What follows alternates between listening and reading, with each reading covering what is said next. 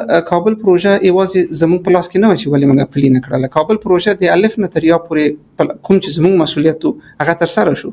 تطبیق مسؤلیت د حکومت اراده غوښتله، کوم چې تر اخره پورې کرزي صاحب موږ سره هغه ونه کړله، هوکړه ونه کړله. موږ به تلو کرزي صاحب ته ویلې چې دغه پروژې سره موږ سره کومک وکوئ، د غاصبینو د مځکې د غاصبینو مخنیوی وکوئ.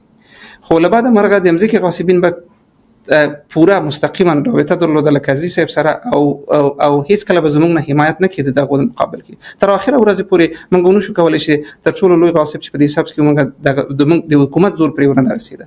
موږ خو انجنیران کنه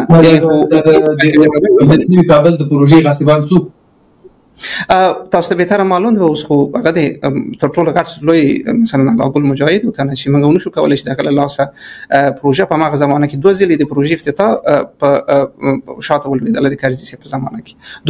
دوه موضوع د کابل د پروژې د موضوع په اړه زمونږ د کوم ټیم چې ډیزاین کړی او کوم چې سیاسي رهبری زمونږ غوښتله تفاوت نظرونه ول. مثلا کرزي صاحب زمونږ نه غوښتله همیشه به موږ ته مثال لکو چې تاسو وګورئ چې مثلا عینو مینه څنګه خزر پلان شول. موږ ویل چې کرزي صاحب عینو مینه د پیسادارانو لپاره الیت طبقه لپاره جوړ شوی خارګوټ دی.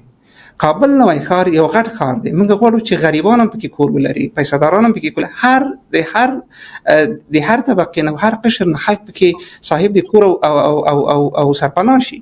موږ نشو کولای چې یوازې یو خارګوټ جوړ کړو چې یوازې پیساداران لپاره وي او زر تر زر په خوې ودرو او د دوبۍ ډیزاین پکې وسی او کیسه تر ختم ورسیږي.